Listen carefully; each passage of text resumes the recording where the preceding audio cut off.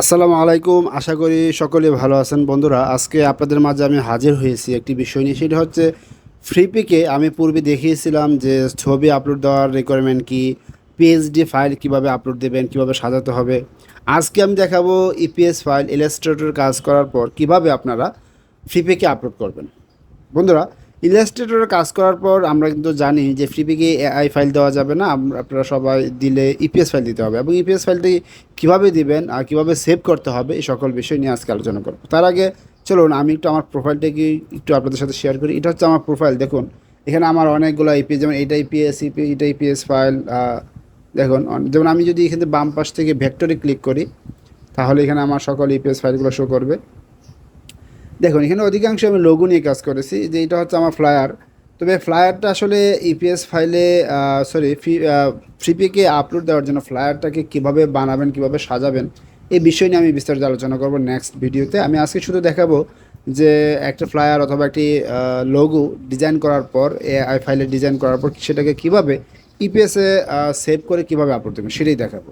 ওকে, তো এই সকল কিছু হচ্ছে আমার ইপিএস ফাইল। ওকে, আমার ফ্লায়ার খুব কম, আমার লোগোটাই বেশি।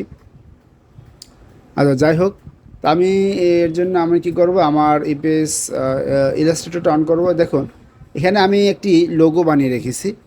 আমি আজকে আমার এই লোগোটাই আপলোড দেবো। ওকে, তো লোগো আপলোড দেওয়ার জন্য আমি এআই ফাইলে কাজ করেছি। দেখুন হাতের বাম পাশে দেখুন, এটা হচ্ছে এআই ফাইল। ওকে, ইলাস্ট্রেটর কাজ করছি, কিন্তু আমরা তো ইলাস্ট্রেটর বা এআই ফাইলটাকে আপলোড দিতে পারবো না। এর জন্য আমাদেরকে কী করতে হবে, ইপিএস ফাইলে সেভ করতে হবে। তবে একটা জিনিস মনে রাখবেন, দেখুন আমার এই যে সাদা আর্টবোর্ড, এই আর্টবোর্ডের বাহিরে কিন্তু অনেকগুলা ফাইল আমার এক্সট্রা রেখে দিয়েছিলাম, যেগুলোকে রাখা যাবে না। ওকে, তো আমরা কী করবো, এই ফাইলগুলোকে ডিলিট করে দেবো।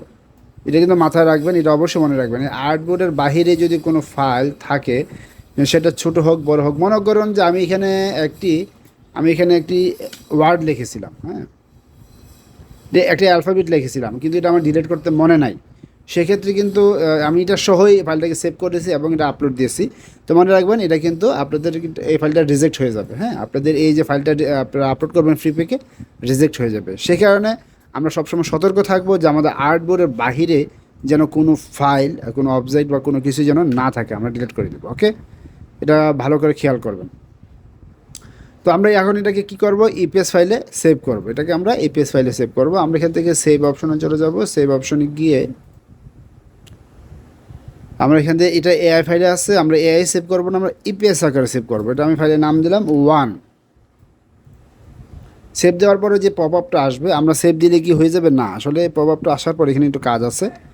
এখান থেকে যে অনেকগুলো ভার্সন আছে, এই ভার্সন থেকে আমরা এখানে ইলাস্ট্রেটর 10 ইপিএস ফাইলটা সিলেক্ট করব, সিলেক্ট করে সেভ দিব। আদারওয়াইজ কিন্তু আপনাদের ফ্রিপিকে ফাইল আপলোড দিতে সমস্যা হবে এবং রিজেক্ট হতে পারে, বা ফাইল আপলোড নাও হতে পারে। যে কারণে যদি আপনারা ইলাস্ট্রেটর 10 ইপিএস ফাইলটা সিলেক্ট করে সেভ করেন, সেক্ষেত্রে কিন্তু আপনাদের এটা 100% ওরা রিসিভ করবে, রিজেক্ট হওয়ার সম্ভাবনা নেই। ওকে, ওকে, তার মানে আমার এআই ফাইল থেকে এটা কি হলো, দেখুন আমার এই ফাইলটা থেকে, এআই ফাইল থেকে আমি ইপিএস আকারে সেভ করে ফেলেছি। এখন আমার নেক্সট আমাদের কাজ কি, নেক্সট কাজ হচ্ছে আমরা এটাকে আমাদের একটি ছবি আকারে, ইমেজ আকারে, জেপিজি আকারে সেভ করতে হবে। আমরা জানি ইপিএস বলেন, পিএইচডি বলেন, আমরা যদি কোনো ফাইল আপলোড দিই, এটার সাথে প্রিভিউ আকারে একটি ছবিও আমাদেরকে অ্যাড করতে হয়। যেমন এই যে দেখুন, এই যে দেখা যাচ্ছে, এটা কিন্তু আমার ছবি।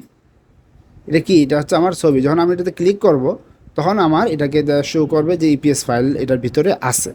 আমার এই যে শো করতেছে, এটা কিন্তু আমার একটা ইমেজ বা একটা জেপিজি ফাইল, আর এটার সাথে কি আছে, ইপিএস ফাইল আছে। ওকে, এসবিএসজি। যাই হোক, আমি এখানে আর যাব না। তো আমরা কি করব, আমাদের ইপিএস ফাইলের সাথে একটা ছবিও আপলোড দিতে হবে।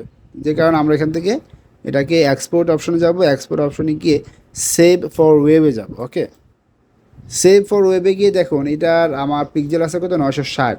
আমরা জানি যে 2000 পিক্সেলের নিচে আমাদের ছবি আপলোড দেওয়া যায় না, যে কারণে আমরা এটাকে 3000 করলাম। 3000 হলে অবশ্যই রেজুলেশন একটু ভালো আসে। যাই হোক, এই 3000 করলাম। 3000 করার পর সেভ অপশনে চলে দিলাম।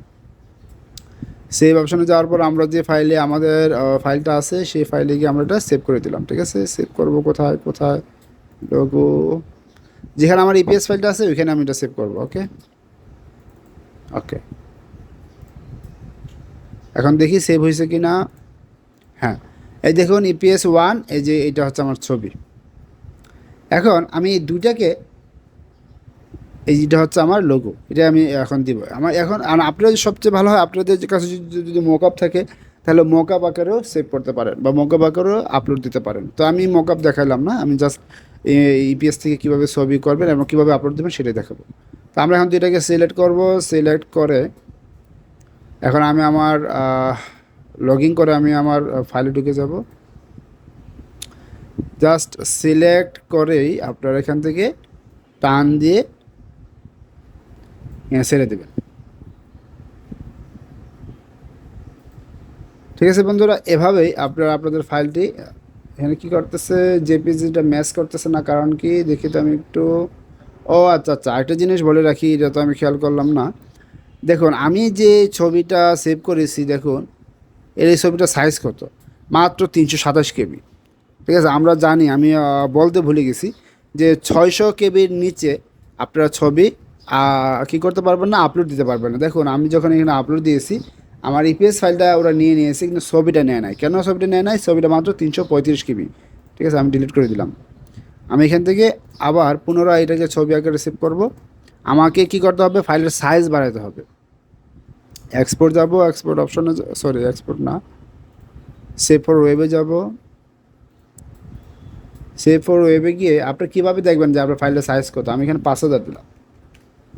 আপনি কীভাবে দেখবেন যে আপনার ফাইলের সাইজ কত? এই যে হাতের বাম পাশে দেখুন এখানে ফাইলের সাইজ দেখাবে। আমি 5000 দেওয়াতে ফাইলের সাইজ হয়েছে 679 কেবি, তার মানে 600-র উপরে। তার মানে এখন এটা আমার নেবে। আমি এটা আবার সেভ দিলাম, ওকে, রিপ্লেস দিয়ে দিলাম। এখন দেখি কি অবস্থা। এখন দেখুন কী ব্যাপার, এটা হলো না কেন? এটা ডিলিট করে দিই, ডিলিট করে আমি আবার দিতেছি। ফাইলে গেলাম, এক্সপোর্ট অপশনে যাব, সেভ ফর ওয়েবে যাব, এখানে 5000 দিলাম, 5000 দিলাম। দেখুন এখানে আমার দেখাবে ফাইলের সাইজ কত। ফাইলের সাইজ হচ্ছে 679 কেবি। আমি এখান থেকে সেভ দিলাম, সেভ দেওয়ার পর আমি এখানে সেভ দিয়ে দিলাম।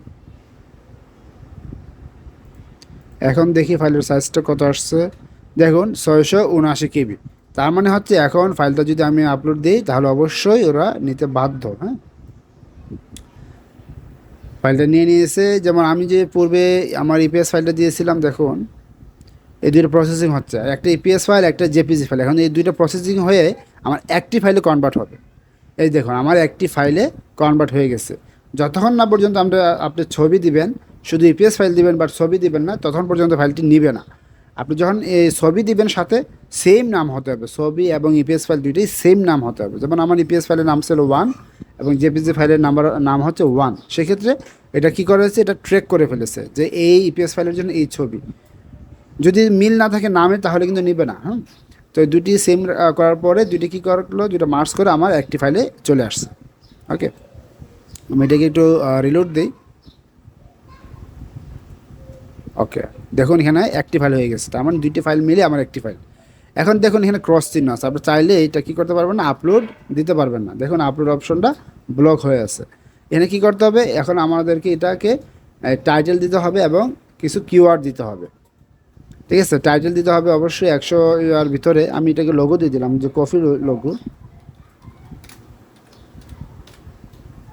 Coffee logo. হ্যাঁ, আর এখানে কিছু কিওয়ার্ড দিতে হবে, যেমন আমি দিলাম লোগো।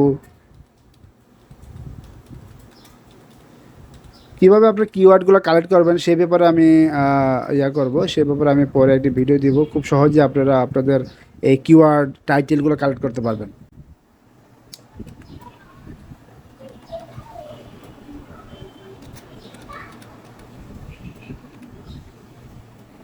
সর্বনিম্ন 5টা দিতে হবে আমাদেরকে।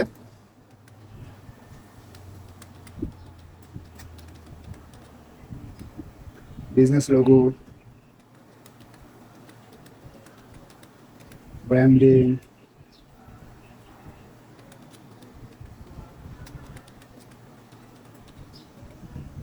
দেখুন আমি 5টা সিলেক্ট করে দিয়েছি। কিবোর্ড দেওয়াতে এখান থেকে দেখুন আমার এটা সবুজ চিহ্ন চলে আসছে এবং এটাকে আমি চাইলে একটা ফাইলে আমি চাইলে সাবমিট করে আপলোড করে দিতে পারবো।